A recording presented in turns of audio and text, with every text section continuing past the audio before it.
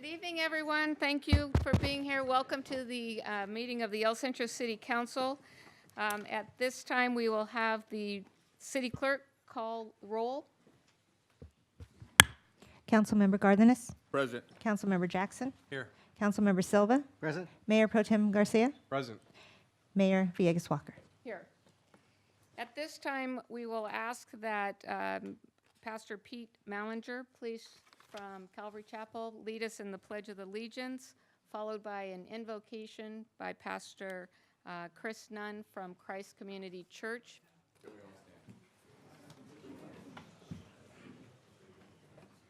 Ready? Begin. All right,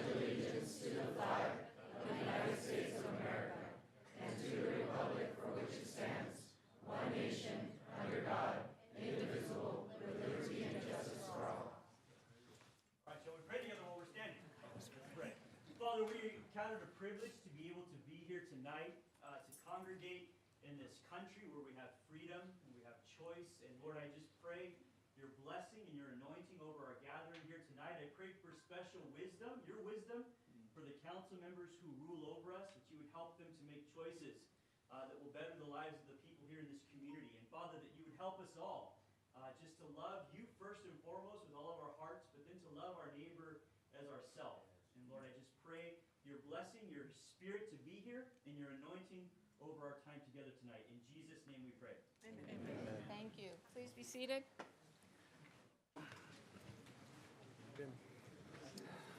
The City Council met today in closed session at 11:30. At this time, we'd ask our city attorney to please report out on our closed session matters. Madam Mayor, I do have an item to report at the request of the council. I wanted to introduce my partner, Dave Ritchie. He will be conducting the upcoming labor negotiations on behalf of the city. He wanted to meet people here. They wanted to meet him. He will be available mid-January on to be conducting a meeting for all bargaining groups, followed by individual bargaining sessions as necessary. If you have questions or comments, turn them in to me or to Clara Obeso, and we'll get them to Dave. Very good. And Ms. Ritchie, did you have anything to say? No, thank you, but I do want to say I've worked on both sides of labor relations for employees and employers, and I really do sincerely look forward to making sure that the bargaining adds to the harmonious labor relations that have developed here in the city. It's a privilege. Thank you. Thank you. Okay, moving on with our agenda. This is really an exciting time for us all here. So who's going to ring the bell, first and foremost? Okay. No, go ahead, right there. I want to hear it here.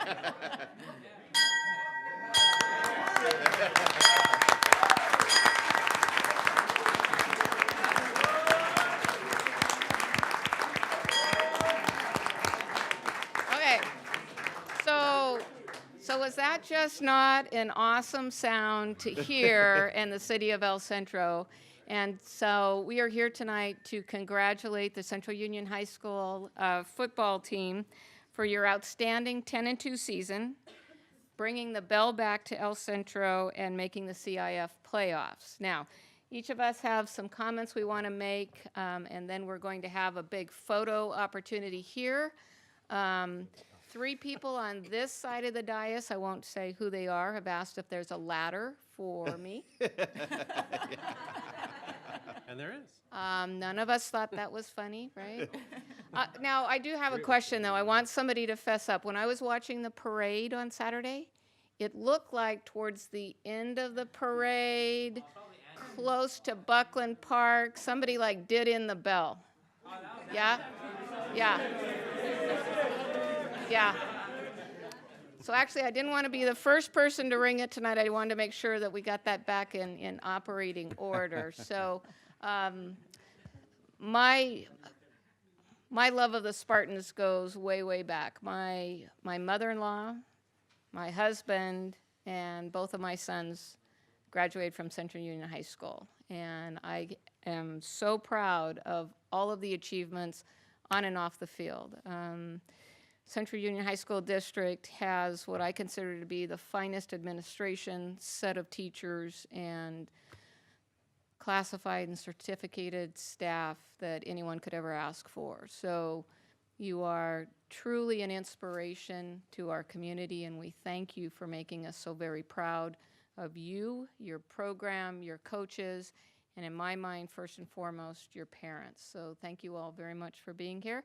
I'd like to turn it over to Mr. Yeah. Cardenas. Thank you. And I first want to thank our mayor for bringing the team here. This is not an easy task, as you can see, but to have you here along with their parents is great. I see our athletic director, Ms. Nugent. I see Superintendent, Mr. Montano, trustee, CUH trustee, Ms. Jones, CUH trustee, Mr. Evangelist, and I was able to watch the game from the sideline along with Council Member or Mayor Pro Tem Garcia, and it was an amazing game. The offense, the defense, and you guys had me on pins and needles, and it wasn't until those last 30 seconds, and then we realized that we had won that bell. So just an amazing job to the coaching staff and to the support that you guys receive, and just amazing quarterback, Osuna. I mean, just awesome game.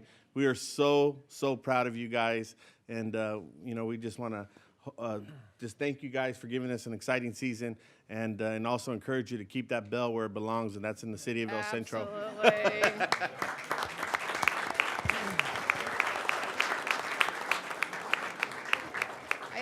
I would also like to recognize Mr. Craig Lyon, principal Yes. Oh, at sorry. CUHS. And actually, I've known Mr. Lyon since he was younger than all of you, so it's an honor to see you. embarrassing parts. I know, right? Well, the stories I could tell, but I won't.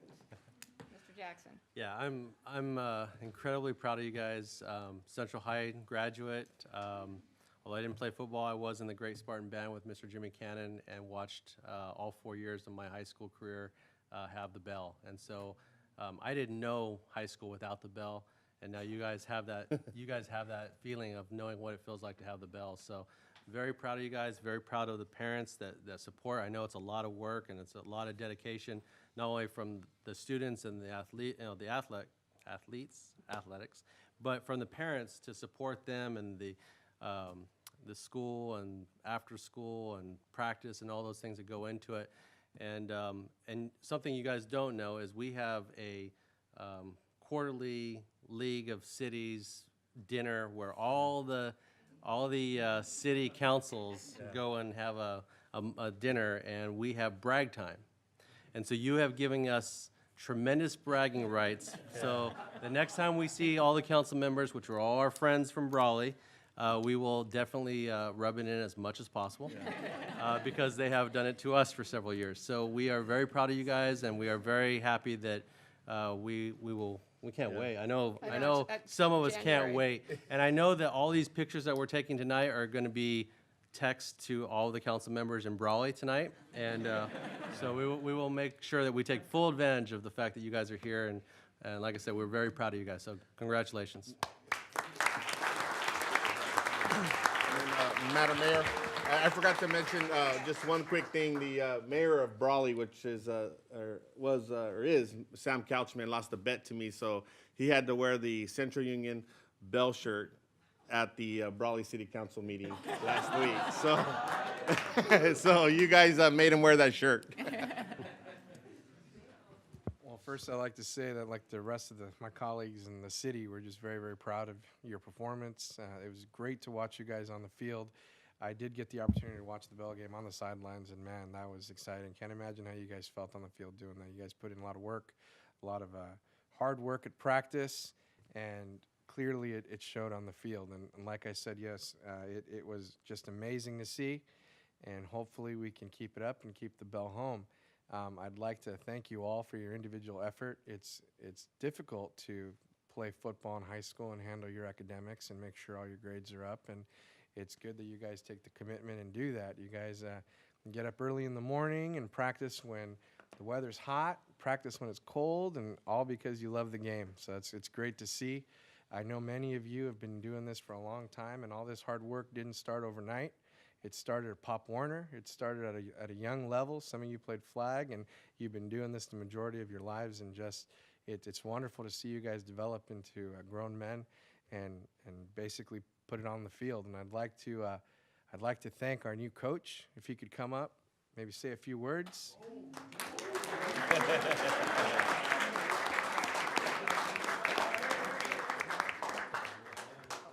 We're going to have gonna Mr. have- Silva round it out, and then Then Coach, you make can your move your way forward. up.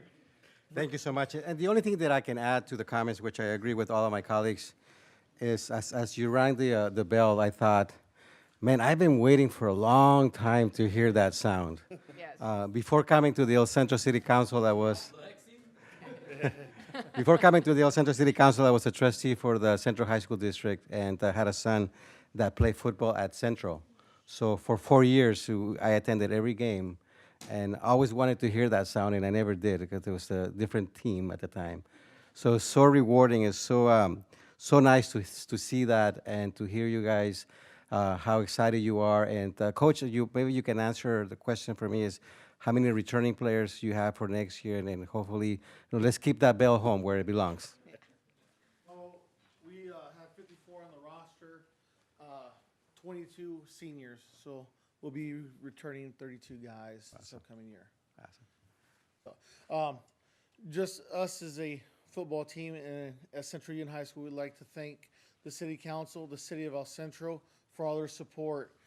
I know coming out the first game, when we went ahead and came out versus Kofa, we had great support then, all the way out to our last game, all the way out to Brawley and all the way out towards us playing in the playoff game.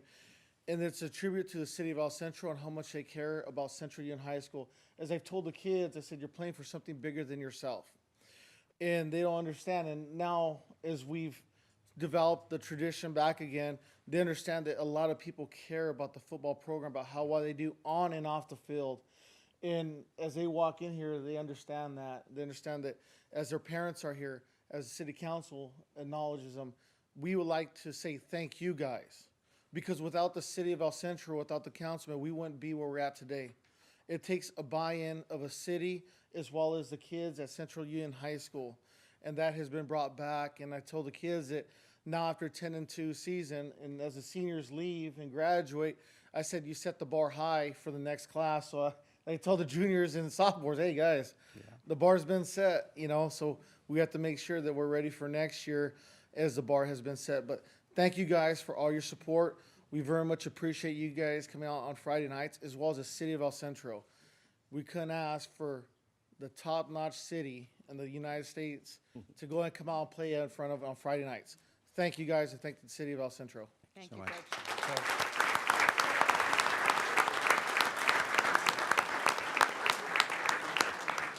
I'm going to ask if Superintendent to come forward and Mr. Lyon and Ms. Nugent, do you have any words of wisdom? Words of wisdom, but certainly would like to take this opportunity on behalf of the Board of Trustees from the Central Union High School District and the rest of the Central Union High School District family to express our gratitude to the City of El Centro and city staff for taking this opportunity to acknowledge the efforts set forth by our athletes and certainly by Coach Benya and the rest of his coaching staff. It was a historical season, and we are going to capitalize on every moment. So thank you once again, and thanks to the parents and the relatives and the friends that came out to support our football team. What was most rewarding is to see members of the city council out on the stands supporting and cheering for our players. Not just these opportunities, but also being present and showing our players that indeed this is bigger than themselves and bigger than the game. It is with great honor that we also acknowledge our football team from Central Union High School. Thank you very much. Thank you.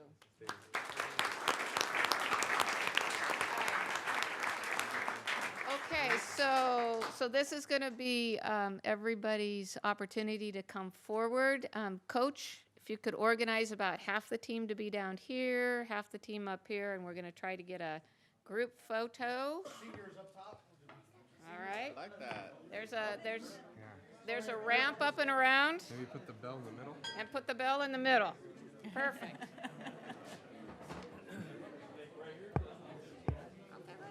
perfect. Move that. Yeah.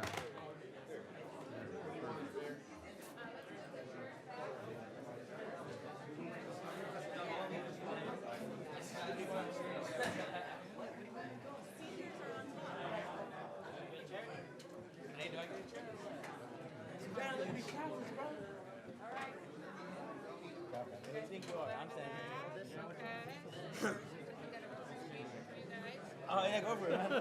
We gotta be in I thought you were a football player. I was like, get to the back. What we tell you, act right, Marcus. Dude. You just gotta tell them. They want this job. I'll go for it. Yeah, you're right. Nah, you guys are good. You guys are good. We'll go to the side. Yeah.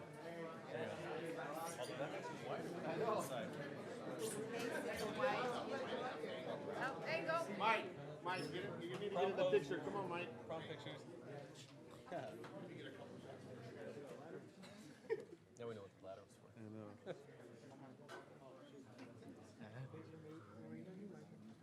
Okay, so see the photographer that's climbing up on the ladder? He has signed a liability waiver, so we're okay.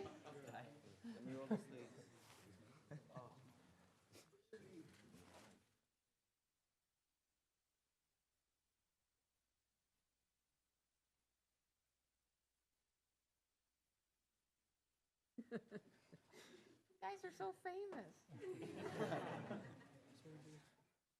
All this paparazzi, it's cracking me up. Backing me up.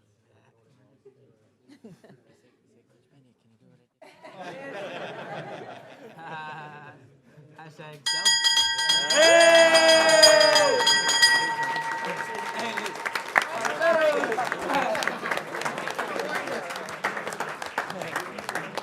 Okay, thank you all very much. Congratulations. Hold on You to guys it there. can keep that. All right, thank you. So it's all on you guys. Make sure we come back next year. Hey, let me help you.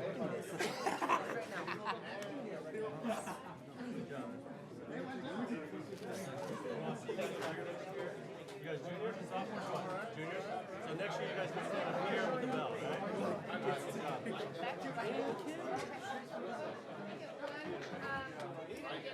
Council? I've already been texting each other, Sam and George and Donnie.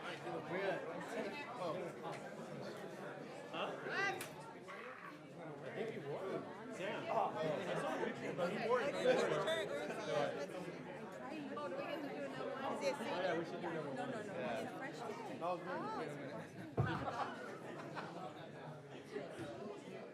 God, do we need to lift her up? No. On the count of 3, 1, 2, 3. There you go. Thank you.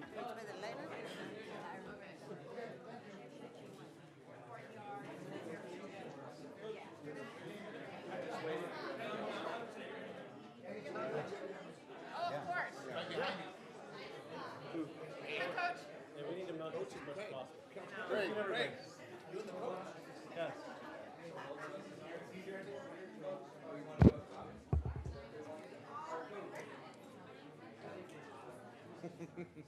AD2.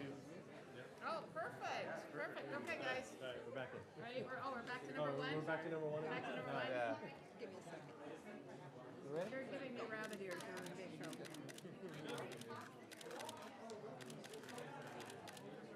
Okay.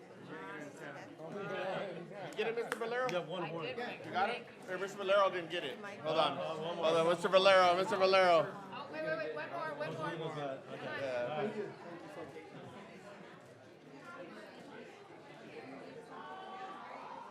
Ready?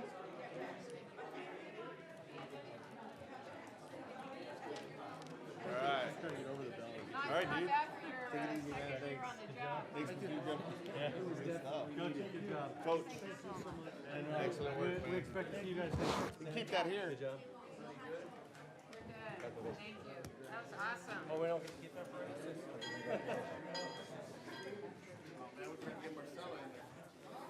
All right, we good? Okay, well,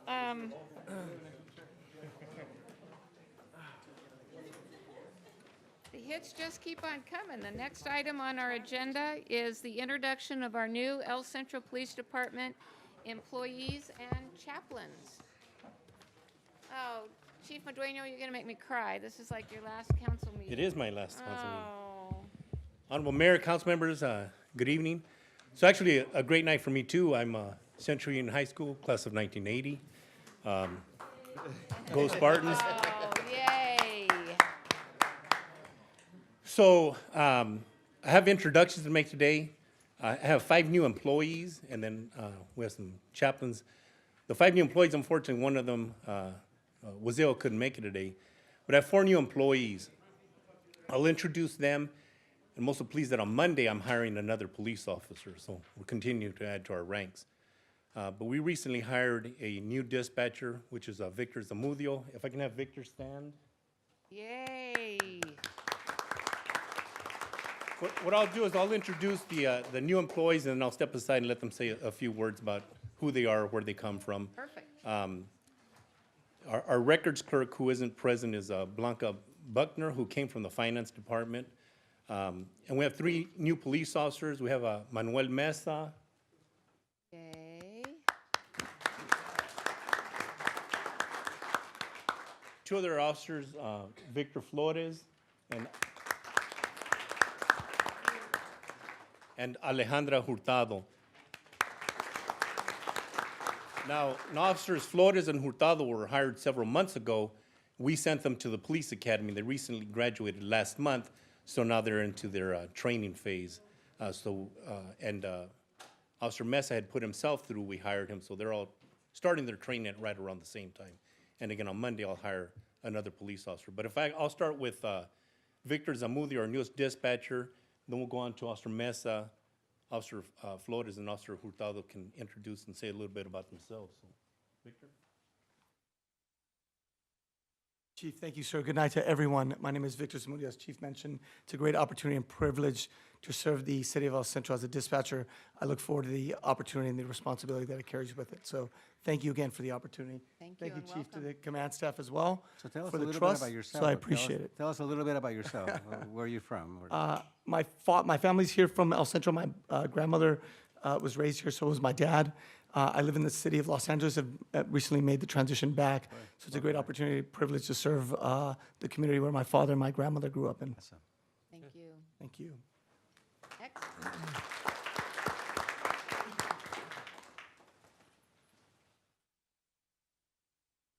Good afternoon. My name is Manuel Mesa, as previously stated by the chief. I was raised here in Imperial Valley in El Centro. I've been coming to school here since I was 6 years old. Longtime employee of the Imperial Valley Press.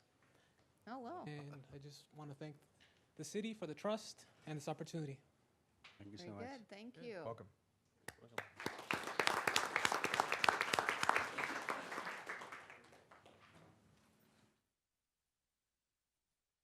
Good evening, everybody. I'm Officer Flores with the El Centro Police Department. As Chief mentioned, we went through the academy a few months ago, graduated November 2nd, so we're starting our training phase. I'm born and raised here in El Centro, and I also went to Central, so I'm very proud of them. Class of 2009, and I look forward to serving the community and the one that I grew up in and my family grew up in as well. Extensive Thank you. infrastructure, Thank you. solid point in time plan.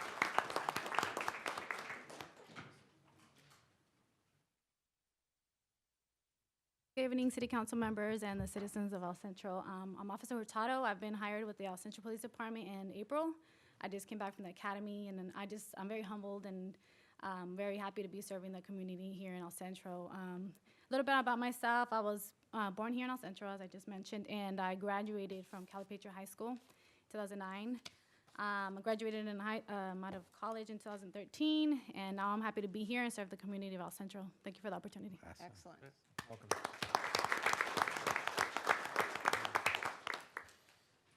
Chief, did you have some other introductions? So I'm also pleased, years ago, in the early 90s, we had a chaplain program. 2 of our chaplains at the time were Reverend James Porter and Pastor Pete Mellinger.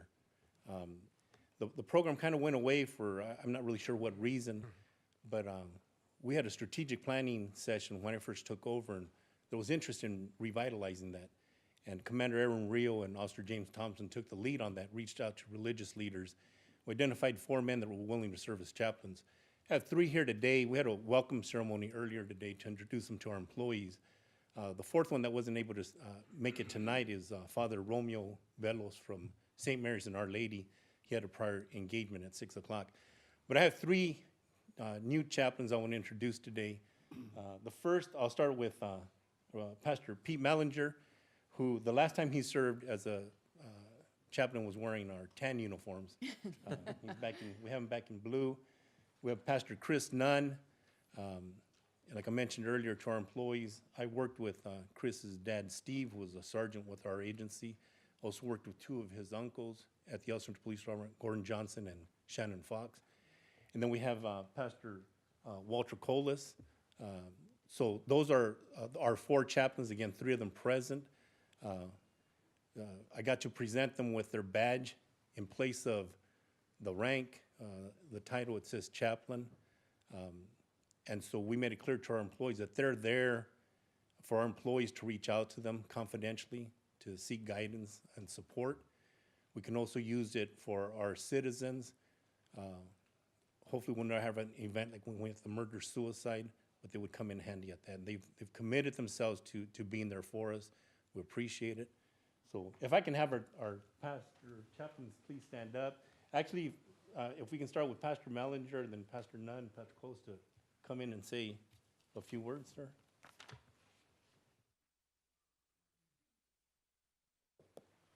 Madam Mayor and council members and fine citizens, it's a great joy to be back in the saddle again, you might say. It was a blessing in those days, and it's going to be a blessing again too, not just for the officers and what we can do for them, but for the community and even for you folks if you need us for any reason. Thank you. God bless. Thank you. I mentioned earlier today that we actually had a vision. Our church wanted to try to do something in the way of chaplain service.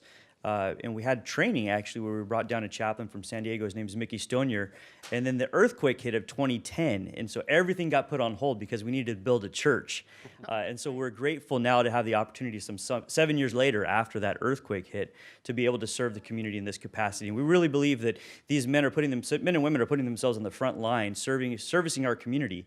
And this is the way that the community of faith can give back and come alongside of them and strengthen them and just be there to serve them the way that they serve us. And so we're thankful for the trust, as been mentioned before, that the city puts in us to be able to see to it that the spiritual needs of both the officers and the community are being met. And we're blessed to be able to be partners with the city of El Centro in this endeavor. Thank you. Thank you, Pastor.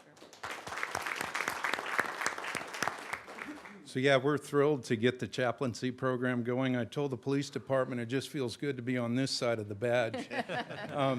But we just see the opportunity to serve those who are serving our community. We realize the sacrifices they make, even with their own families. So we're willing to sacrifice on their behalf whatever they would need. We're excited to serve them. So thank you. Thank you.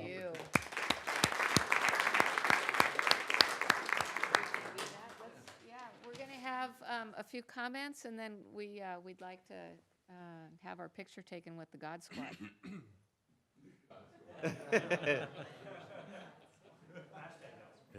To our new employees, I do want to welcome you. Thank you again for choosing the city of El Centro. We welcome your support. We're, just to have staff or have you guys recruited to our police department. We have a great police department, great leadership, great equipment, and so I do want to congratulate you on being part of our family. And welcome you guys. This is something super important. We take this very serious, and that's why our chief always brings our new recruits and new employees, because this is how special, it's really special to the city council to see them here. To our chaplain service, much needed. Our police officers work so hard, and to be able to provide that supplemental support when it comes to crisis, it's much needed. And I personally, Pastor Walter Colas and Pastor Chris Nunn, those are my pastors. So I go to Christ Community Church, and to have you guys here and be a part of this is really a testament. Pastor Pete Mallinger, incredible job, and also to the Church of St. Mary's, Our Lady of Guadalupe too. You know, I know that your guys' plates are full, and to take on this additional responsibility, I can't tell you how grateful we are. I do want to recognize your wives. I see Mrs. Mallinger in the audience there. If you can just say hi real quick. Thank you for sharing your husband. I see Mrs. Nunn also here, so if you can just be recognized as well. Thank you again, and to your family. And then I see Mrs. Collis out there as well. So thank you again for sharing your husbands with our community, and we appreciate the commitment that they've made in improving our city. Thank you so much.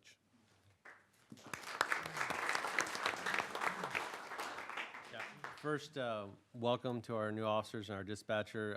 It's so refreshing to hear all you guys are local. You know, in years past, we haven't always had that, and so congratulations to our chief and our command staff for being able to seek out local talent. We expect that you guys will be here for your entire career and one day excel to the positions of maybe a command staff or even the chief. And so we're very happy that you guys are homegrown. To our chaplain, I would just think it's a great opportunity. It's an opportunity for our officers to be able to reach out to you guys spiritually, and it's, you know, probably long overdue that we actually have this program back in our city. Thank you guys for your, you know, service and the fact that you are willing. And I know that especially for Chris and Walter, if you guys have to take care of this guy, I don't know how much time you guys have left, but yeah, not much. But you know, thank you guys for stepping up, because I know, you know, it's a tremendous amount of time potentially to serve our community, and for you guys to step up like that and to want to serve us, serve our officers. I think that's just tremendous. It speaks volumes about your character and that your service to our community. So thank you very much.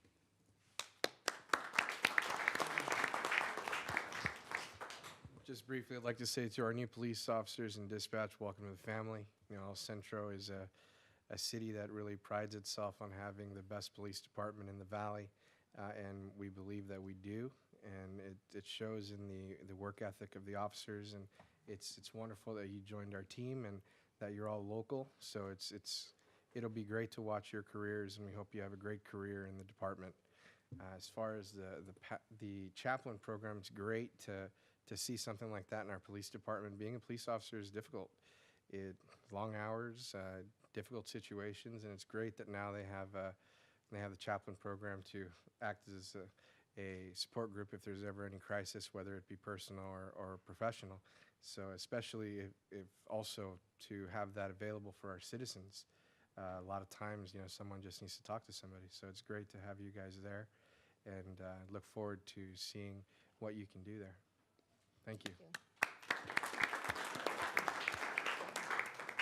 Thank you, Madam Mayor, and I can only add, well, first let me say that I echo the comments of my colleagues in terms of welcome you to the city of El Centro, and Chief, you're leaving your last meeting with a bang, because I can't tell you how satisfied I am when you introduce new personnel to us, and most of the time they are homegrown, and you know the opportunity for our own residents to become police officers and to take those good jobs and to be able to grow professionally and stay here in Imperial Valley and El Centro particularly, that's just tremendous. And that's a tribute to you, Chief, because I know you've been doing this for a long time. So I wanna thank you for what you've done and how, and I know how important this is to you. And the police department is better off because of the work that you've done.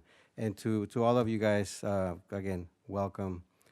You are joining the finest department in Imperial Valley, and we're so glad that you're here with us. Also, on the chaplains, thank you so much for volunteering your time and to bring the power of faith to our department. It's so important, and the many crises that our officers and our employees face, and to have that support structure from you is incredibly important. So I appreciate that, and thank you so much.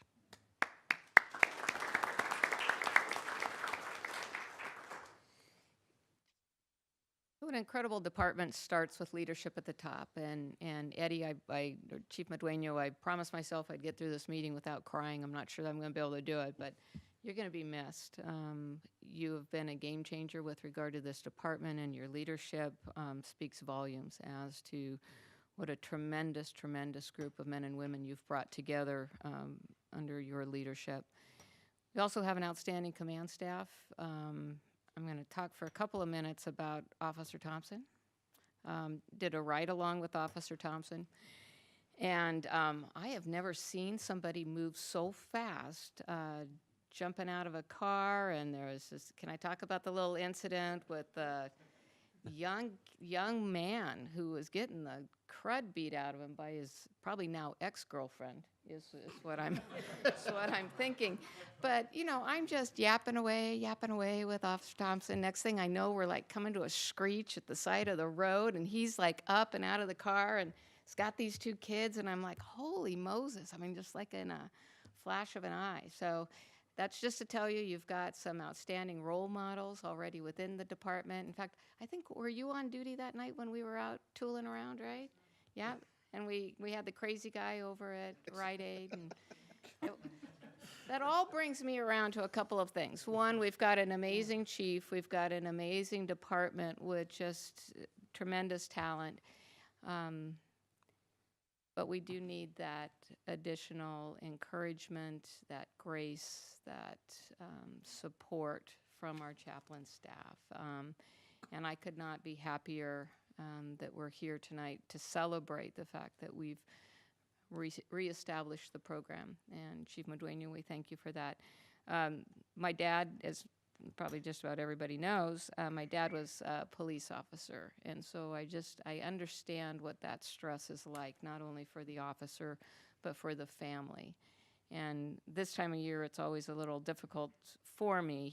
His passing was yesterday. He passed 3 weeks before he was to retire from the department. So I always get a little, this is a hard time of year for me. But I see the strength and the faith and the grace and the support that the chaplain program can bring, not only to our officers, but also to our residents, and I'm forever grateful for that. So thank you all. We would like to have you come up and take a picture with us. Can we call you the God Squad? We can come up with something else if you would prefer. Why don't we come down and... Oh, yeah, don't smack us with the door. Good, Mila.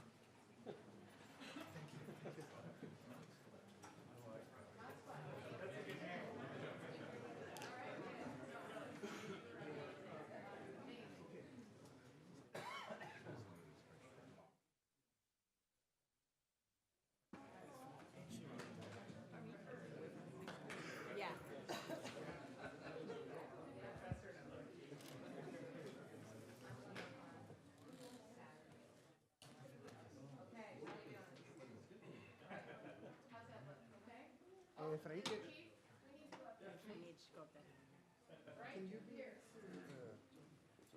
We good too?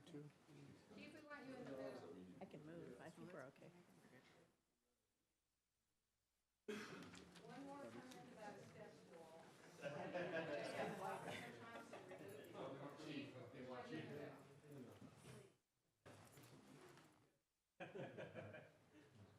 No, I don't want you to.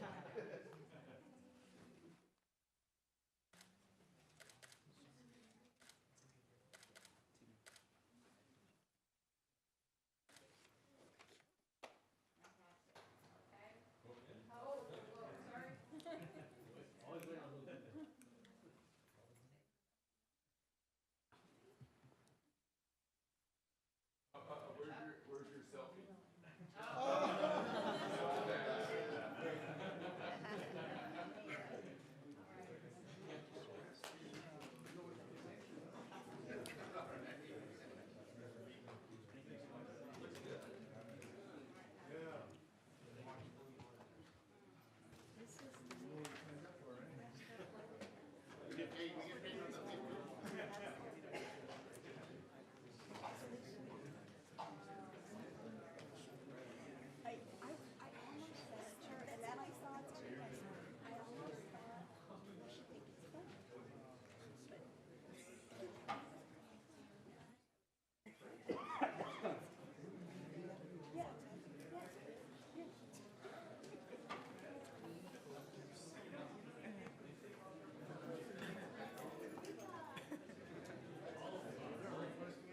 Oh, heck yeah.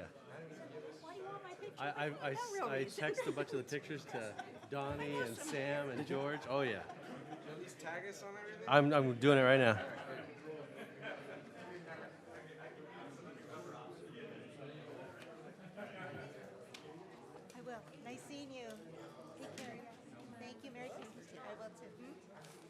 I didn't see anybody from there.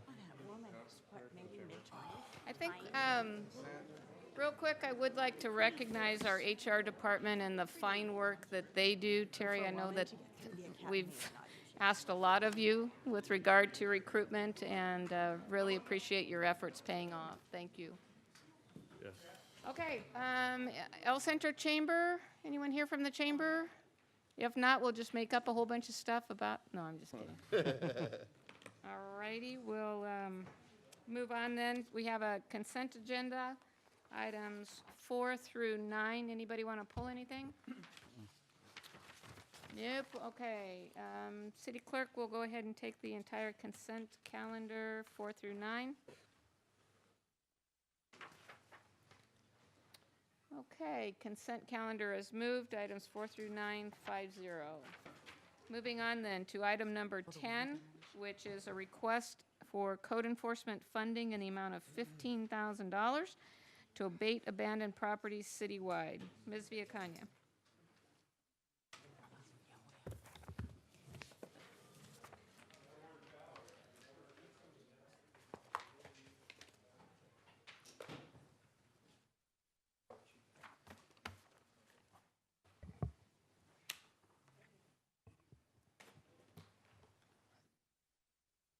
Good evening, Honorable Mayor and members of the council.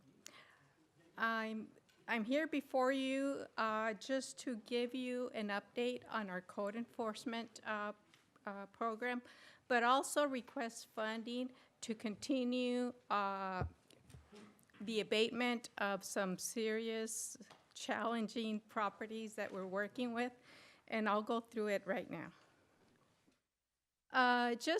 Just a brief overview of our responsibilities.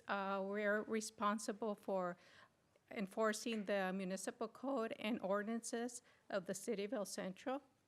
The goal of the code enforcement department is to protect health, safety, and welfare of the residents. Some of our tools, as you know, we only have one code enforcement officer and the building official, who basically is our code enforcement team.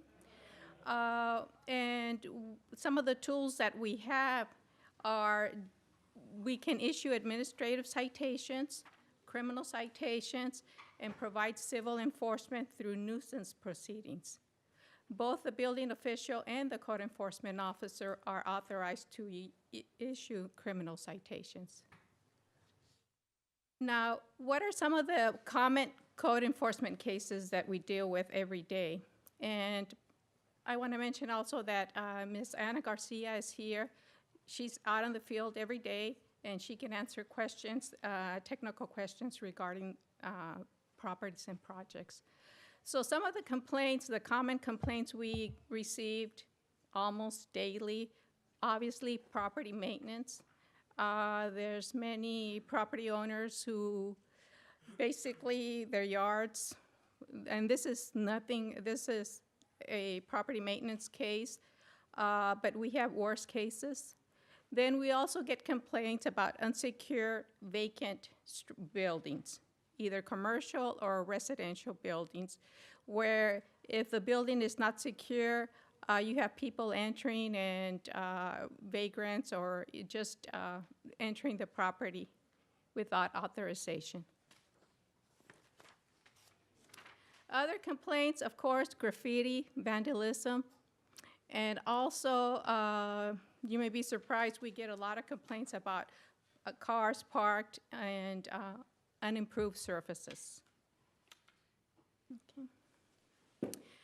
We try to capture the active code enforcement cases that we're working on at this moment, and basically this is the map that we came up with.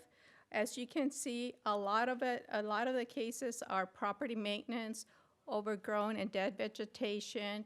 There's some very severely damaged buildings, and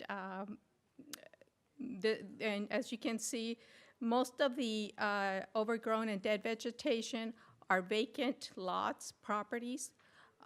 There's a lot of property maintenance issues. If you, I don't have a pointer, but on the east side of town, there's a lot of cases in that area. Now, we've had some successes, and we are very proud to show you some of the photos of those successes. And it hasn't been easy. As you may know, some of these cases we've been dealing with for over 3-4 years. But we just want to highlight some of the cases that we have been successful in abating. The first one, I think we're all very familiar with the Maple property, 218 Maple. As you can see before and after, the property has been demolished. The lot has been cleaned, and right now the new property owner is in the process of building a triplex. So that's going to be a very nice project. The other one that we're proud of, again, another Maple property, and this is 242 Maple, before and after pictures. A single family home has been constructed on that property. And this one, it's 470, it's very close to home, 473 West State. Before and after, the structures has been completely demolished and removed. Now the owner is working on removing the cement slabs and securing the property. Obviously, we want him to secure the property in order to keep people away from the property. So that's still in the works. Norma, has he had any indication of what he might want to do with that property, or? No, not at all. Okay. I think it was just purchased through a auction. Yeah. And yeah, so.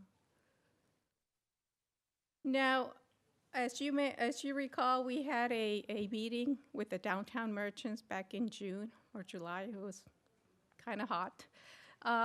Some of the issues that we have been working on that were brought up, some of these issues were brought up at from our meeting, from the downtown merchants and from the community. Obviously, Public Works Department has really helped us and cleaned a lot of the medians and right-of-ways along the Brucherie, along Adams Avenue. Also city-owned properties, the property on Main and La Brucherie, and also just south of Main and La Brucherie, that was just purchased by the city, was also cleaned by the Public Works Department. So, but this is a continuing effort.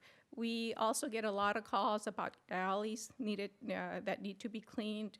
So we're working together with Public Works to get those areas cleaned. Norma, before you move on, now that the street lights are done, are there any plans in the works to add some vegetation to those planter areas that are right now empty, like this one on the picture? Well, yes. In fact, we're in the process, the city's in the process of adding the downtown landscaping to our park maintenance agreements. So that would be something that could be addressed at that time.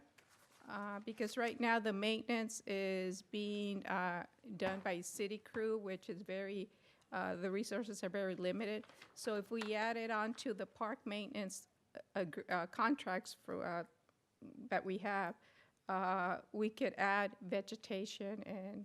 Because I did hear from a property owner there that was pretty grateful about the lights, and his comment was that now with the lights, his customers feel safe patronizing his business at night, and so he's able to extend his hours, but he's got one of these bare Yes. planter areas, and so that was his comment. And we can work on that.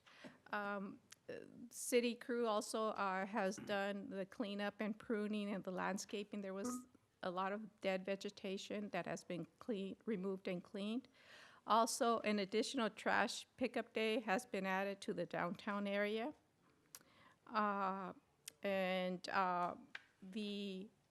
The parks maintenance contract that we just spoke about will also incorporate the town square, the maintenance of the landscaping of the town square.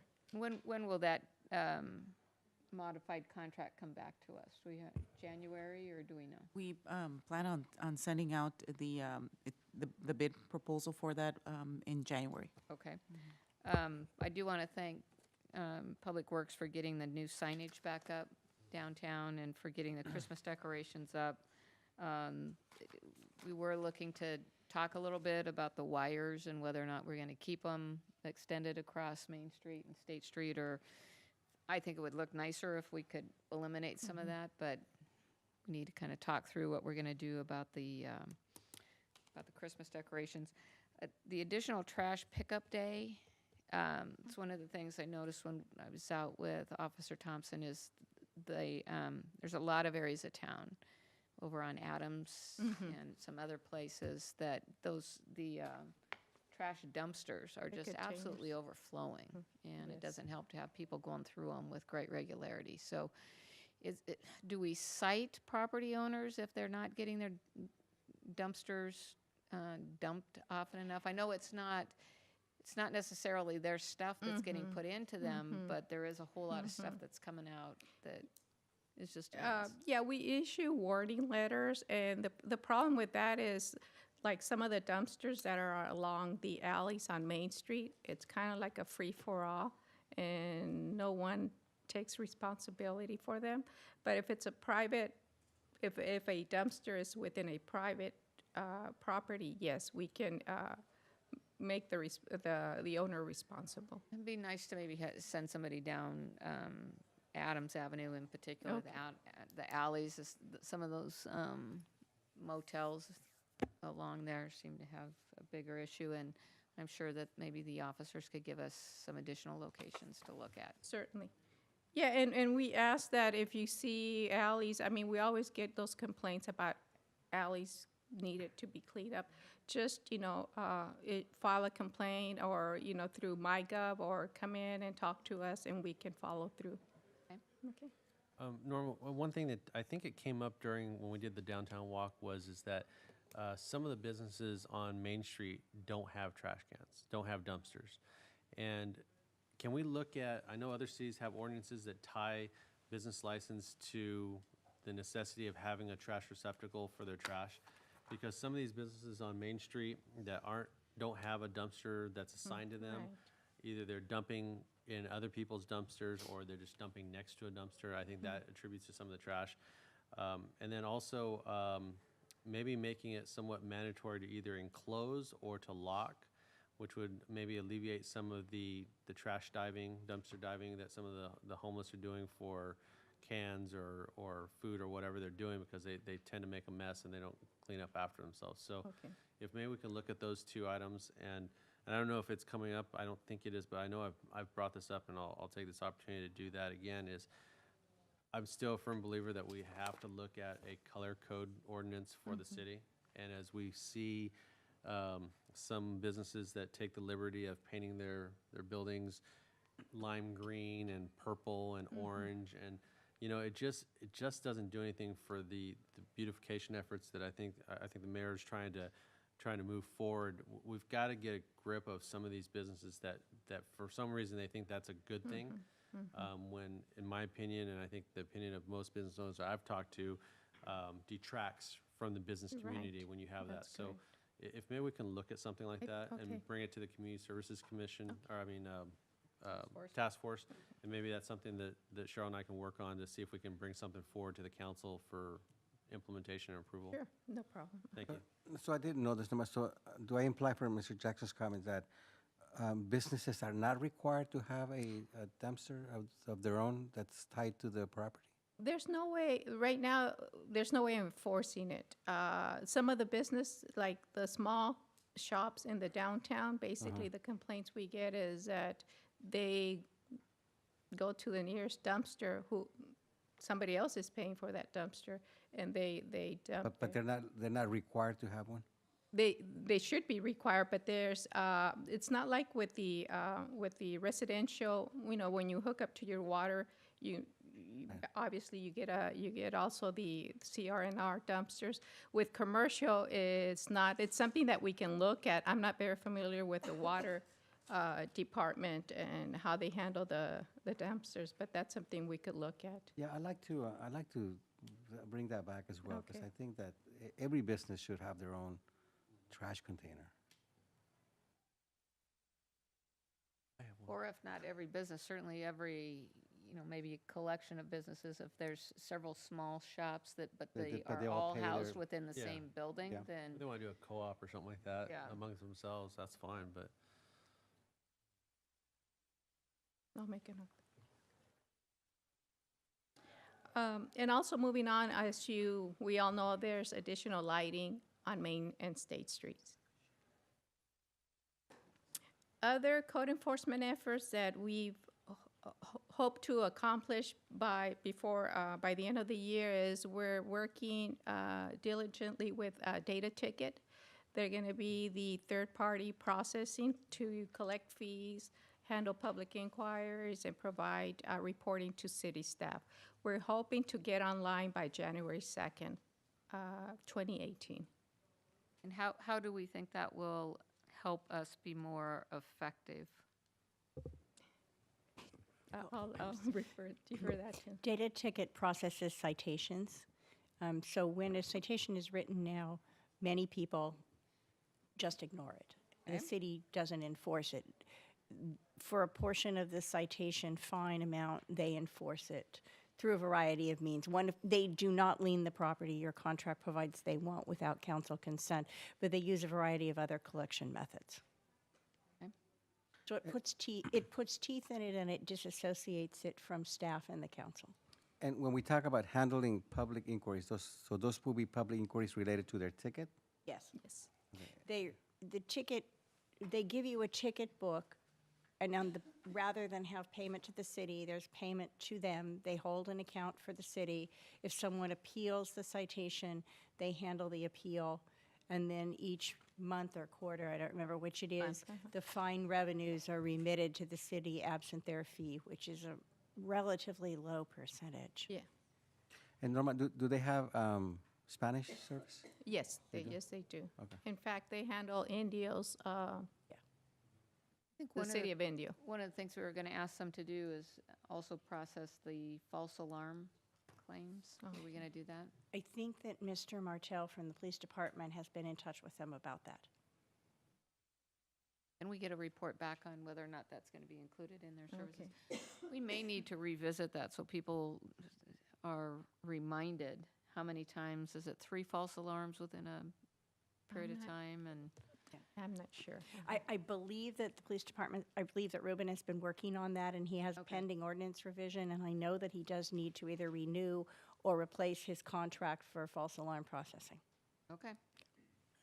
Madam Mayor, can I encourage that we do some sort of, I don't want to say press release, but just share with the city that we are going with Data Ticket and kind of what that entails, whether it's an orientation on the appeal process.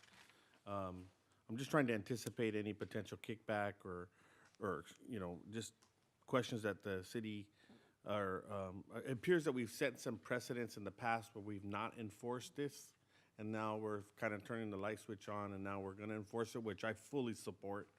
But on the other hand, I do want our community to have some sort of orientation of what Data Ticket's about.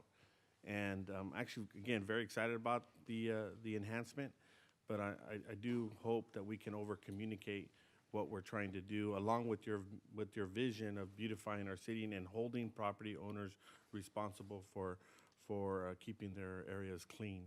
So, and I'm not sure how that would work. Maybe I can lean on Councilmember Jason Jackson or Data Ticket himself in terms of communication that we give out to the community about Data Ticket. We can work on a education program. When we did the transition to the other meters, the new water meters, and we had the smart meters, we had like a 2-page explanation that everybody received, letting them know, here's the things to anticipate, this is a time frame that's going to happen. So I think that Mr. Cardenas brings up a great point that we should do something similar.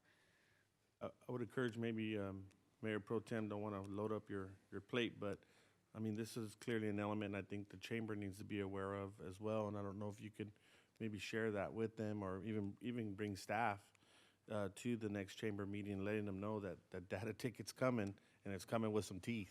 And I think they would appreciate it, but I think it also provide a forum for them to have us ask questions.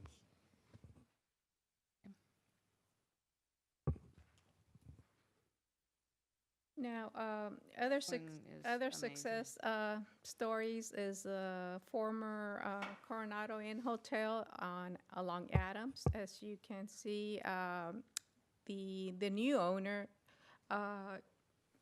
converted those rooms into one bedroom apartment units, and it's gated. They look very nice. looks and, nice. Yeah, and Have we're you very been by happy. there on Adams? haven't It's seen 'em, no. beautiful. Sunk some money into it.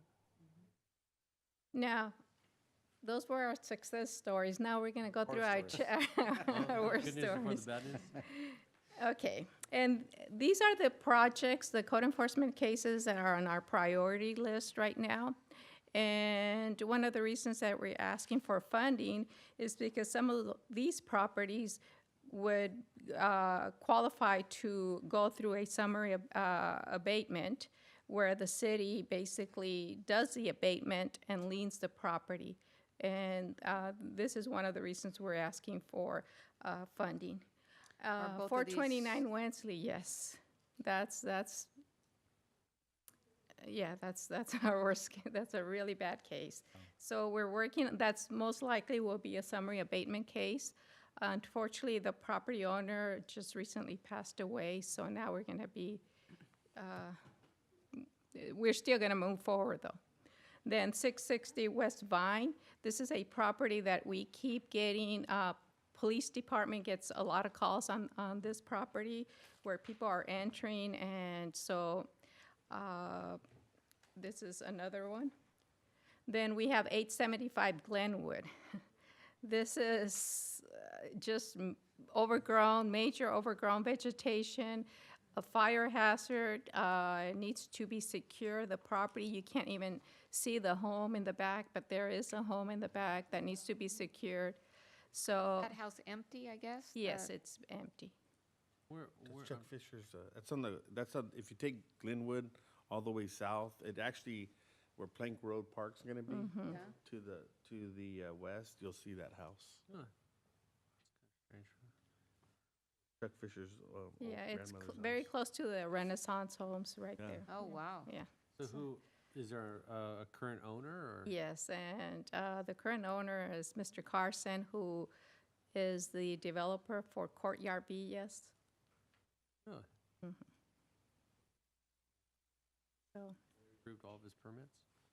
well, he hasn't moved forward with Courtyard Villas, so. Wow. Then we okay. have 235 Heil, and No. again, another one of our problem homes where people continue to enter the property.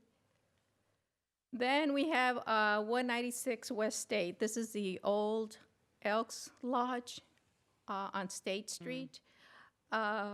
Fortunately, there's a new property owner. The property was sold just recently. We've made contact with the property owner, and it seems like the new property owner is gonna be doing something to abate the, I understand she wants to demolish. So we're working through that process. And then we have 2211 West Olive. This is one that's getting ready to be auctioned for property taxes. So we're hopefully in March, February, I believe, is the county auction. 2211 West Olive. Off of La Boucherie. Okay. Going south on La Boucherie, you turn right. It used to be county.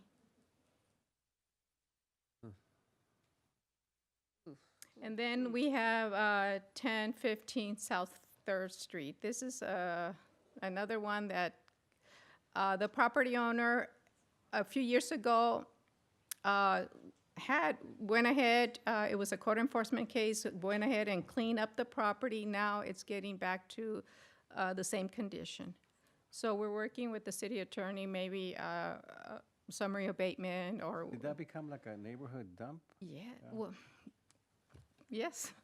I don't collect, hoarding, or I don't know what it is, but it's just. There's somebody living there in the Yes, resi- somebody lives in that property. Wow. Okay. Is the inside of the house the same as the outside of the house? This is a house that, come on, this is a house that, there's a lot of calls, again, another PD, calls. And I'll let Anna, she's been inside, or There she. may be other criminal-related issues. Hi, so on this house, I've been working with the police department. This is a house that's been occupied. The owner did clean it once.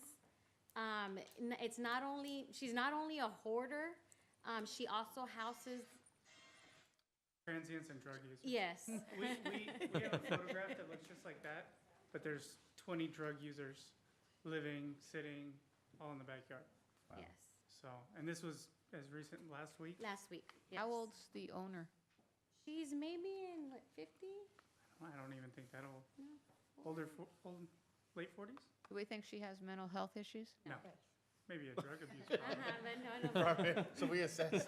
Just so you know, when we went out there, we called APS for an older gentleman who couldn't even get out of the hallway because he has an amputated leg and he's in a wheelchair and it's a fire hazard. And APS couldn't remove him from the property because he had his current state of mind. So it's a problem for code enforcement. It's a problem for the police department because there's, like I said, drug sales and users living there, staying there. They're kind of manipulating and taking advantage of the homeowner. And she's allowing some of it, but we're trying to figure it out. So is she contributing to the criminal element? Is she Partially, dealing? yes. I feel that even if it's fixed, it's going to return because they overpower her and, you know, they take advantage of her. She doesn't have control of her own home, unfortunately. Does she have family? Do we know if she has any family? Yes, she does. Can they provide assistance or? She has a sister, and the sister controls her. She has a trust, and the sister controls the trust. I haven't been able to get a hold of the sister, because she is the legal owner, I have to go to her, and she is in the mental state to take care of herself. So I haven't made contact with the sister, but right now the property has been red tagged because of the condition that it was in, and we did provide a dumpster to help her out. I gave her a week. I'm supposed to go back on Thursday, whoever wants to go with us. We're supposed to go back on Thursday, and we told her, by Thursday, half of this stuff needs to be cleaned in order for you to gain access to your home. So she is staying somewhere else right now. No one is at the house. No one should be at the house. And the inside of the house looks just as bad as Just as bad. And then the other issue is that there's a house 2 houses down that's just as bad as this one, and the drug users go back and forth. There's about 20 to 30 of them. All the people that were in Stark Field that mysteriously disappeared, they went here. And These the 2 house houses? to the south, yeah.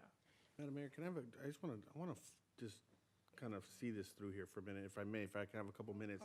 Can I go back to the 429 Winsley or the 660 Vine? If I may add to 429 Wesley, there's people that was at the 429 Wesley now that was staying at 1015 South 3rd. So they just migrate. Yeah. And maybe I'll ask Ms. Villacana, Officer Thompson, and Ms. Garcia. It's great to have you all here in one room, but what is missing in our ordinance, or what is missing in our enforcement, or what is missing in our criminal code that allows a property to get this way? And why does it take so long to take care of this? And why do we have to come to council and ask for additional monies? Do we not have the authority and the resources to make this happen? And what can we do as a council to maybe, or city attorney, what do we need to do to stop this, I guess? Because what I'm maybe hearing is that we're gonna approve $15,000, but there may not be any guarantees that this is gonna end up like this in 18 months. You have the authority. There's nothing wrong with your ordinances. They're good ordinances. You have one code enforcement officer and one building official. We've done a lot in the last 2 months just with threatening letters from the city attorney. That requires summary abatement. Summary abatement costs about $2,500 a shot. And that's actually a pretty good price, at which point someone is going to need to secure the house and eventually probably demolish it, given what I've heard. Unless the city puts up the money to do that and liens the property, we have to just keep on going after the property owner, which we believe to be the son, or wait for the taxes not to be paid and hope for a new owner who buys it and tears it down. If you wished to spend money that way, you could allocate it to, in this case, you would have to get a court order to demolish it. You could allocate it to boarding it and securing it. Well, we went through a nuisance proceeding to tear it down and sell the property. You could do receiverships, but the property has to be able to support it. So to be blunt, it's all about allocation of resources. Okay. And I have to say that Anna and Frank have done, by sheer force of personality, an awful lot. I agree. And let me just ask you, from a public health perspective, will that expedite anything? I mean, because that, obviously, there's got to be feces in there. There's got to be all kinds of other challenges. And can we bootstrap ourselves to any other public health type of scenario that can maybe expedite this process or hold the property owner accountable? Well, it's the property that's going to pay for it. Now, you have property owners in the city who have property. Vine is probably one of them, who can afford to fix it. One of the successes for the burned out building, the property owner voluntarily cooperated. A couple of others responded to letters. This one is one where the value of the property is going to need to pay for the cleanup of it. And to do that, the city either liens it or they put in a receiver who sells it. And you have to be able to cover or come close to covering your receiver costs. And we've talked about grouping together some of these properties. Vine, I believe, is going to get cleaned up because the property owner is relatively local and probably can find the funds to tear it down. There's a couple of others like that, the Carson property. But a lot of these people, this man was ill. He was taken to San Diego for care. He died. His family is not necessarily responsible, so we will end up doing what needs to be done to clean it, secure it, lien it, and then go through a nuisance abatement proceeding and, if necessary, get a court order to basically tear down the property. At which point you are hoping, and I think actually Norma can tell you this is the case, people will come in and put something there. If you can get it cleaned, you're going to get better development, and that'll begin to be more in touch with the neighborhood. Ms. Garcia, if I just may real quick, I just wanted to take something away tonight. But Betsy, so you're saying that at this point in time, our ordinances regarding these types of situations are strong enough, and we have the infrastructure, the Yes, legal absolutely. infrastructure in place Absolutely. to hold owners accountable. Yes, you do. And you would not make any further recommendations at this point in time to enhance or develop or improve an existing ordinance that would eliminate or help reduce some of these challenges here? Your ordinances are good. We enhanced the graffiti ordinance. You need, if you wish to put bluntly, if you wish for more enforcement, you need more code enforcement officers, and you need a budget that allows them to hire people to go in and clean up. Okay. And one of the reasons for data ticket is it's relatively inexpensive, it's fine funded, and all the people who say things like, I won't pay my citation because I don't like the city council, we've got some of those, are now going to be held accountable for it. It's going to be like you got a traffic ticket and you didn't pay it. It's not going to be people who say to Anna, I'm not going to pay my citation. So it's an overall change in enforcement. I just wanted to make sure that our house was in order in terms of the ordinance and that infrastructure, and that's what I wanted It to is. take away. It is. If I may add, on the Maple Street, what we have noticed, and I don't know if you guys remember, on Maple Street, we first started with 202, 204 Maple. That's where it started the cleanup. We did a receivership. We don't have pictures. That was our first case on Maple. And what we noticed is that once we start cleaning areas, it starts cleaning up the whole neighborhood. So we did 202, 204 Maple, 218 Maple is the house next to it, and then 242 is 3 houses down. So you see, people start seeing cleanup and change, and they want to do it too. So it does benefit the community. It's just doing it, and it takes time, but it will get done. You know, and I don't know if we looked at it this year, and I don't believe we saw it on our budget. And I know, and I hate to put Letitia on the spot, but what would it cost us to add another code enforcement officer, roughly?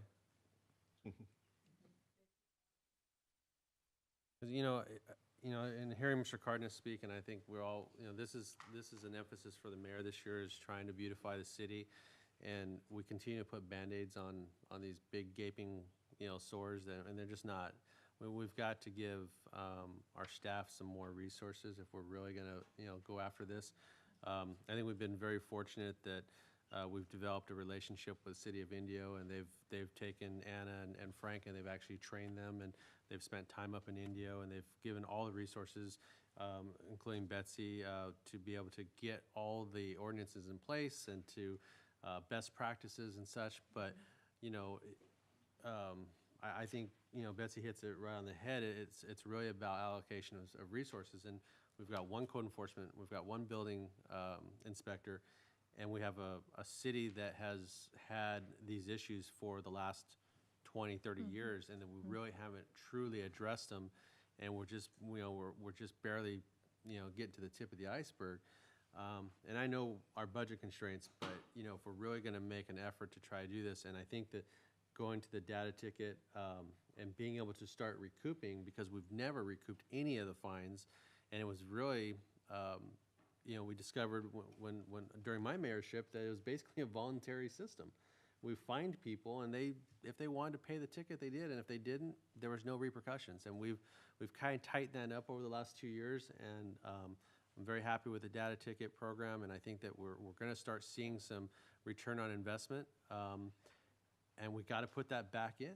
And so, I mean, I know we've got some budget constraints, but we really need to look at that and see if there's any way, maybe on the next quarterly update, if there's some revenue that we can maybe pull from different areas and give Anna and Frank some help out there, and Norma. So that's just my 2 cents. Okay. If you recall, back in the summer, I think July, we went through a summer abatement over on 237 West Hamilton, and we used 1-800 board up was very helpful, and there were how many tires, like 100 tires were moved from the property. I mean, the property was cleaned and boarded up. And so that's what we're hoping to do, like with the properties that where the property owner is either passed away or is ill, hasn't, so these, this is the reason we're asking for funding. We're hoping that with $15,000, we can do at least 3, maybe 4 properties, abate and board up. And while we go through the process of finding out who the owner, if it goes through the public administrator's office or whatever, but we do need to board up those properties because people just keep going in there. Okay. Did you have some additional slides? Because I know Officer Thompson. Did you want to? Yes, so there's just 2 things that I wanted to address, and one of them was the boarding up of the building situation. When we go in, because I've been to every single address with Mrs. Garcia that's on the slides. We work well together to get the people out, and we make sure she's safe. And, we don't just go in the buildings and there's no one in there. But when we do remove everybody, our biggest problem is we don't have a way or anyone to call to board it up. And, enforcement, the resources, that's the issue right now. If the building was boarded up, it would be easier for us to patrol the area, go in the backyard, but to clear every vacant building and if that was to be addressed, that would be one helpful matter. The second thing I wanted to bring up, just so you guys could discuss it, you don't have to talk about it right now. The POA has talked about requesting that code enforcement gets moved over to the police department. Now, I haven't discussed it with staff, and they may have a completely different approach to the matter. But the reason being is that code enforcement is an enforcement type matter, and that's what the police department is set up to do. Every time Mrs. Garcia goes out to a location, we get officers to go out with her, and then a lot of times when officers are out on location, we request that she comes out and assist us. We work well together. If we were both operating out of the same unit, there would be more communication. I believe that we would be able to get a little bit more done. I don't think it would change anything financially with the city, because money would still go general fund or wherever it is it goes. It's just a matter of the police department is set up for enforcement, and that's what Mrs. Garcia does. And I think it would be more beneficial for the officers if code enforcement was housed within the police department as opposed to completely separate at the city. So. Thank you. I believe it's pretty standard in other cities. Yeah, I think that we'll leave that, percolate that idea for a little bit. So, Norma, you're asking for $15,000. $1,000. And ultimately, what we'd like this to be is a kind of a rollover fund as you spend the money, it gets replenished. Okay? All righty, any additional questions? I think we're moving on to balloting, and we are moving on to approving. So go out there and beautify the city. Thank you very much Thank for you. bringing this forward. Madam Mayor, one question. We have asked that we continue to see the best of the best and the worst of the worst, so we can celebrate the folks that are cleaning up their properties, like the one on Adams. That was so great. And then focus our attention on these ones that really need some help. And I'll just say this one time. Every time I see a picture like this, what I think of is how would I feel if I was living next to that or across the street from that. And I think it's just so important for us to realize that there are neighbors that have to look at that every single day, and our kids that look at that stuff every single day. And it's really important for us to get moving on this. One quick question.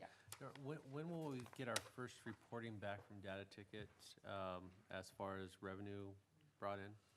Well, we're starting in January, So so. do they do that on a monthly or quarterly, or how's that We're, work? I'm requesting monthly. They can do it quarterly, but we're requesting monthly just to get an idea. track it better. So we can track better. I think it'd be good if you could report back to us on that, because I Okay. think that might stimulate some further conversation about the addition of another code enforcement Okay. officer, if we can kind of see where that revenue is.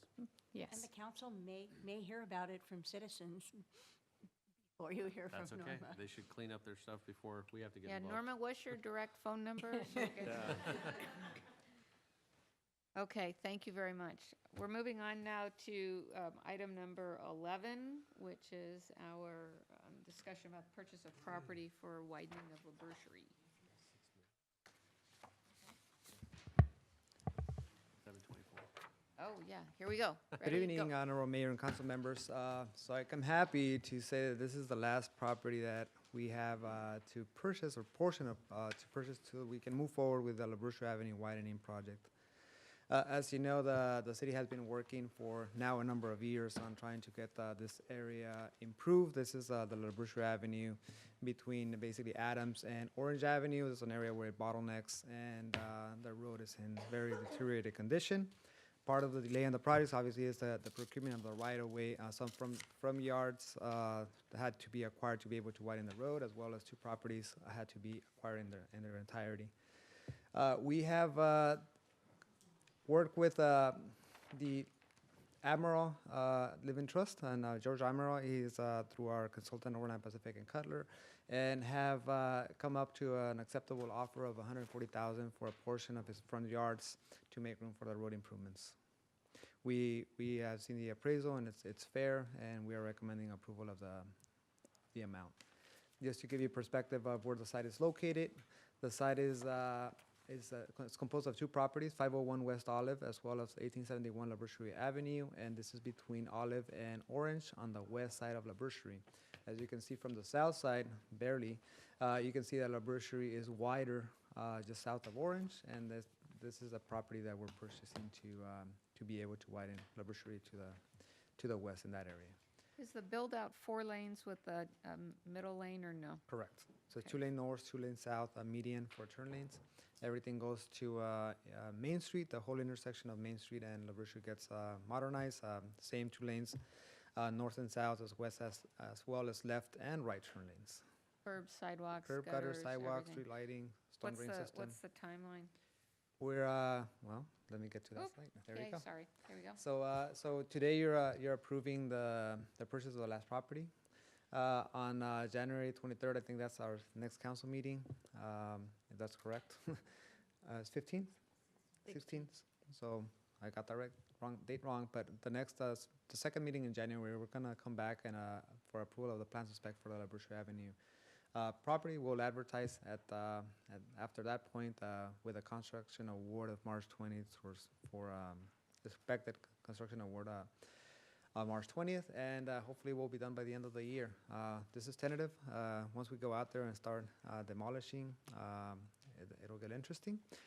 We definitely want to coordinate closely with eventual Imperial Avenue Bridge, so we don't impact both La Brucherie and Imperial Avenue the same year, obviously. This is what's coming up now.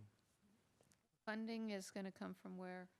This is part of the Measure D bond that was set aside a few years ago. The funding is there. And hopefully prices have not gone terribly up too high. If not, we'll come back to council and maybe allocate some additional regular MSRD or the SB1 funding. Can we leverage any SB1 funding? Yes. Actually, we have identified the portion coming up on this fiscal year towards this project. Okay. From that SB1. would be awesome. That's the gas tax. Any questions? Thank goodness. So will La Brucherie be totally shut down? Will we have to route traffic off of La Brucherie for periods of time? There might be periods of complete closure, but we will, as much as we can, develop half and half. I believe we'll work with a contractor on that, but we're widening quite a bit to the west. We might be able to build the west side first and then demolish the east and switch traffic. Okay. Oh, long time coming. This is going to be fantastic. I think that's probably the most traveled road that we get the most complaints about. Yep. Okay. Let's go ahead and ballot, please. Okay, Mr. Campos, you're off and running. Get the property purchased, get those bid documents out. Great, great, great. Okay. Now we are down to legislative action, informational items, information regarding Senate Bill 5. Talk about that? Doing fine. Who's doing 5? Am I doing 5? I could talk a little bit about it, and you may want to take over from what you've learned from the league. Okay. Senate Bill 5 is a large bond issue that would amalgamate a bunch of bonding capacity from a variety of other sources into bonds which would fund water, drainage, and park projects. I think for here, it's a specific interest for park projects and possibly water projects. It targets desert communities, rural communities, disadvantaged communities, and allocates specific amounts of money, which if you really care, I can look up for them. I guess that the purpose of this item was to begin to acquaint the community with SB 5 and its potential benefits for the area, so that people would become familiar with it as you begin to see publicity, both pro or con, coming for the June election, and know that it could be worth literally millions of dollars to El Centro. I think as time goes on, we can quantify that better if you'd like a more thorough presentation. Well, the League of California Cities at the board meeting last week in Santa Cruz did take action to support SB 5. And as City Attorney was noting, it is going to be on the June ballot. I wasn't sure if it was $250 per city. I mean, that's just a flat out award. I believe so, yes. So I mean, it's not a lot, but It's both a grant and a loan program, and I believe you would qualify for both. There's a competitive portion, but there's also a grant portion specifically to be used for desert areas which are underserved by parks. If you can manage to combine a water, drainage, and park project, you get triple value. Right. So I'm hoping that as part of the Measure P group that's looking at Parks and Recreation is also aware of where SB 5 could supplement. Okay, assuming that Thank goodness that it passes. Was Senator De Leon's bill, but Assemblymember Garcia had a companion bill in the Assembly that was also a park bill, and the two kind of got married, and want to make sure that we acknowledge and thank our Assembly members' efforts to get that done. So, any on that? Okay, so we are moving on now. There's no business with the redevelopment, housing. Okay, so we do value your input. This is a public meeting. If there's anyone that would like to address the council on any item that it's not listed on our agenda or that is listed on the agenda, fill out a speaker slip, give it to the city clerk. We do limit the time that you want to speak. Anybody?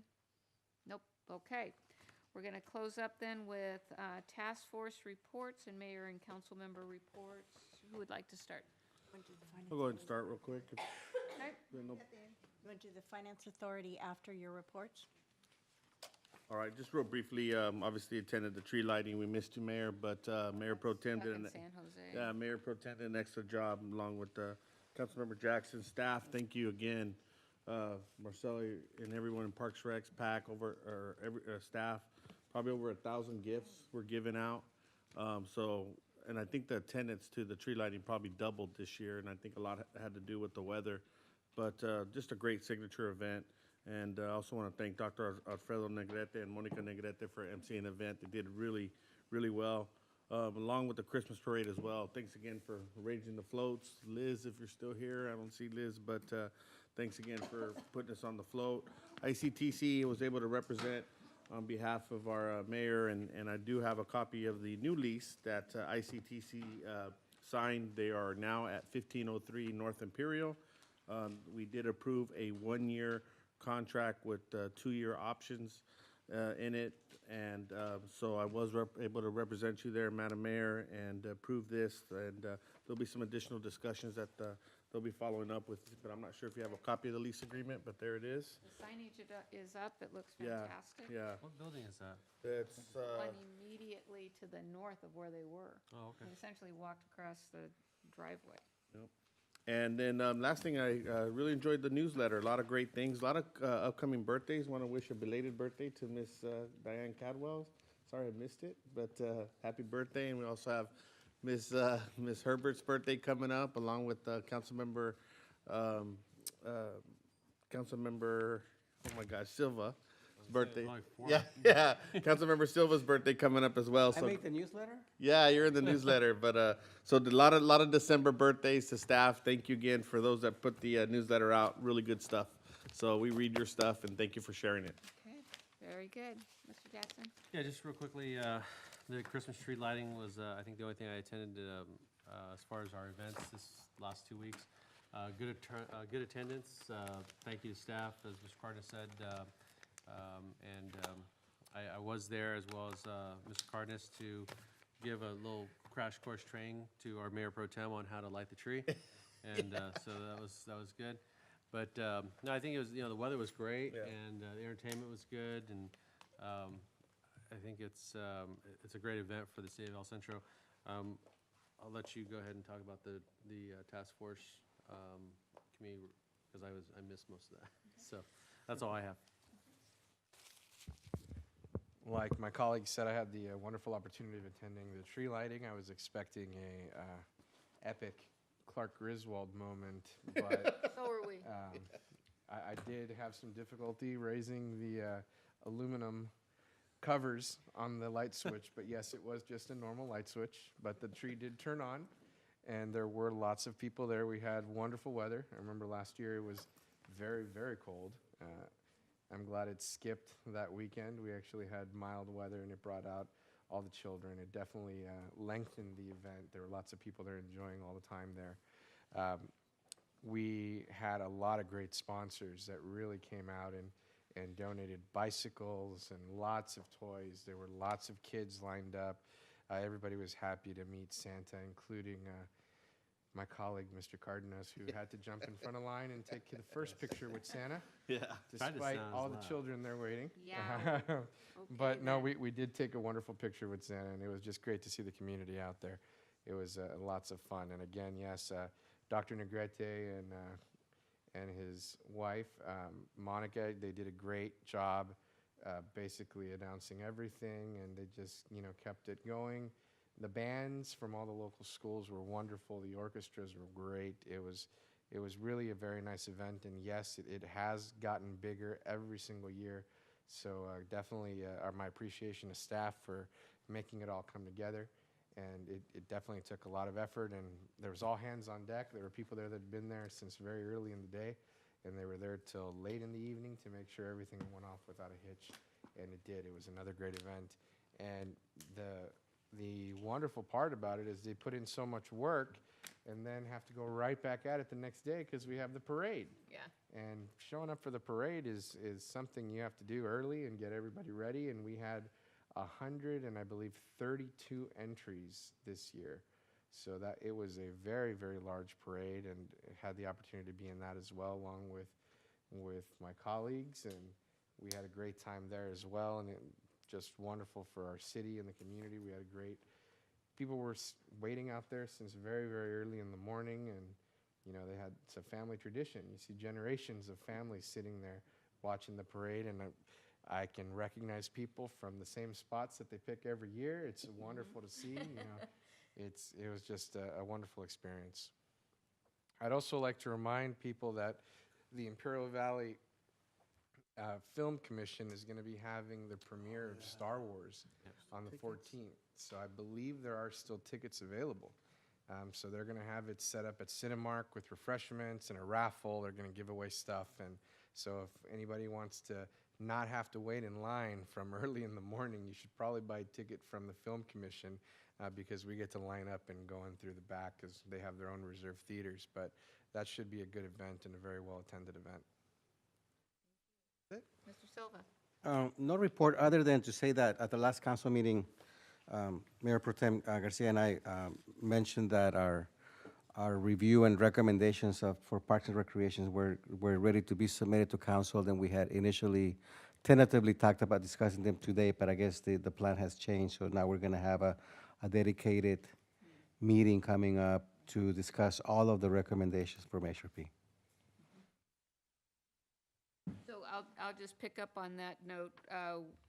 Today participated in 2 Measure P groups. One was on the ADA and IT, and the other was with Mr. Jackson, and that was with Mr. Cardenas, and the other was with Mr. Jackson, where we talked about some of the bigger projects involving the animal shelter, homelessness, library, and police department.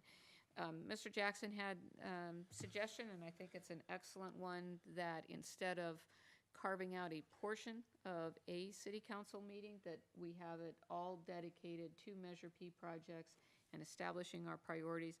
I really appreciate all the hours that all of you and staff have put in. Very much a bottoms-up process, and so if you could please check your calendars and see if the night of Monday, January 29th, it's the 5th Monday, so we're hoping that works well with everybody. We'll be ready to talk about the projects that we can move forward without having to bond for that monies or for those monies, and get some things out the door very quickly. So if you could tentatively put that down on your calendars, the 29th. 6 p.m. 6 p.m. So since the last meeting, let's see, that was here on the 21st. I did do a ride-along with Officer Thompson and Max, and that was an amazing experience. Thank you very much. Appreciate it very much, and have some great stories to tell, and can't wait to do it again. Okay. He's amazing. Like I said, he got out of the car like Superman. I've never seen anybody move so fast. It was great. I did spend last week out of town. Monday, Tuesday, I attended the CalCog board meeting in Oakland and went from there down to the League of California Cities board meeting for 3 days in Santa Cruz. I will share with you the strategic goals for the League for this coming year. Number 1 goal is to better address public safety concerns for California cities. We're going to be looking at recently enacted reduced sentencing laws, which we think has just been a nightmare with regard to public safety. We're going to take a look at implementation of the Adult Use of Marijuana Act, continue to advocate for local control there. We want to look at preserving the city's rights to deliver emergency medical services. We'd really love to have more control over our EMS opportunities. Tools to better address homelessness, and also tools and resources to better address critical community challenges such as mental health, domestic violence, drug rehabilitation, ex-offender reentry, and human trafficking. So that's all under the public safety umbrella. Number 2 is to ensure sustainability of public pension and retirement health benefits. We want to make sure that what we've promised our employees we're going to be able to deliver in the long run. Third priority is to protect existing transportation funding for local priorities. And then also the fourth one is going to be housing and housing affordability. So those are the 4 goals for the League of California Cities. Let's see, the Christmas parade was a lot of fun and appreciated that. And then, I attended the Juvenile Justice Commission meeting on part of that group yesterday. And I'm just really, really excited to report this out. May remember that leadership group I belonged to, and we went and toured Cal State San Marcos, and I came and reported back that they have the largest percentage of foster youth attend there, as well as a really high percentage of Hispanic children. And so Mona Lisa from ICOE has put together a road trip to take a bunch of kids, juniors and seniors, up to San Marcos, because I just really think that's going to be a good fit for a lot of our kids. So I'm really excited about that.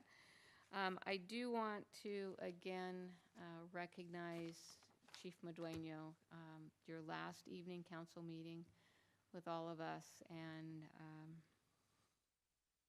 it's been an honor to have you as our police chief, and you will be greatly missed, Chief Madueño. We look forward to seeing you in the community, though, and continuing to have an opportunity to interact with you. And again, thank you for your many years of service, which we're going to continue to celebrate, I think, until you actually leave. So We'll have lots of opportunities Yeah. to yeah. I do have Want to one- remind everybody right. about the employee appreciation luncheon on Friday at 11:30, correct? Okay. And We're all one- going to be here? One Yes. last thing. Yes. As much as I am extremely proud of our Spartans, as I am a Spartan, I do want to say that we also need to support our other team, and we have a historic opportunity. We're hosting, they're hosting the semifinal CIF game. I think it's the first time it's ever happened as far as we've been a host city. So that is on Saturday at 6 p.m. at Southwest. So if they win that, then they'll go to the final, which I'm sure won't be hosted here, but it's a great opportunity to have our other high school celebrated also. So 6 o'clock on Friday. Saturday. Yeah, Saturday, I mean. Saturday. Yep. Okay. We do need to go into the financing authority real quickly. Whoa, and I Yeah, we can't got get it to. finance on. Yeah.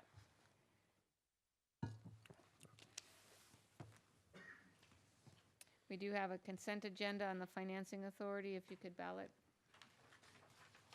That is approved 5-0. Chief Madueño, could we just have you say some parting words of grace for all of us? I mean, I am horrible at goodbyes. Not to put you on the spot or anything. Yeah. No, no. I'm horrible Dress at rehearsal. goodbyes. So I retire officially on December 28th after nearly 34 years with the city. Graduated from Centro High School in 1980, enlisted in the United States Army. I was military police, came home and I was hired by the city. This afternoon I had Julio Morales from Ivy Press had wanted to come and interview me so he can do a story. He asked me several questions, and I told him that I was hired on February 10th, 1984. And I told him on the day that I was hired, I felt gratitude to the city for hiring me. And I told him that almost 34 years later, as I leave, I still feel grateful. And to be able to say that at a job, 34 years, that I'm still grateful, says a lot about the community. He asked me what I would miss most, and I told him that hands down, it's the employees, the people I work with, the people in the city, and also the community. They've always been very supportive, and I've always appreciated that. I hope that part of it is from our transparency and our efforts to reach out, open our doors through Coffee with a Cop. And in the schools, it's always been important to me that we tell kids, don't be afraid of police officers, you know. We have the poster that pleading with parents. Don't use us as an excuse. Don't say, if you don't do your homework, I'm gonna call the police. We need these kids to trust us, you know. And there's a lot of young people here. They're the future, you know. And I need some of those to want to become police officers. So it's always been important that we're open to the community, and hopefully we've done that. So again, I'm grateful, and I'm pleased that after 34 years, I can leave, and it's bittersweet. It isn't a matter of, I can't wait to leave the city of El Centro, you know? It's, you know what, it's time to leave, and that's what it is. It's bittersweet, but it's been a heck of a ride and appreciate it. I'm grateful to Mr. Duran and Mrs. Piedra and council. I was appointed to be the city, or the police chief, and I was allowed to be the police chief, you know. And everything I did with my staff, it was with the best interests of the community. And I think tonight, like you said, Mayor, it's a great way to end it. I leave the police department in the capable hands of my command staff and my employees, and then I've got religious leaders to be there also to be there for my employees. So again, I think 2 words to sum up my career, gratitude and bittersweet. So, thank you. That's 3, though. I think.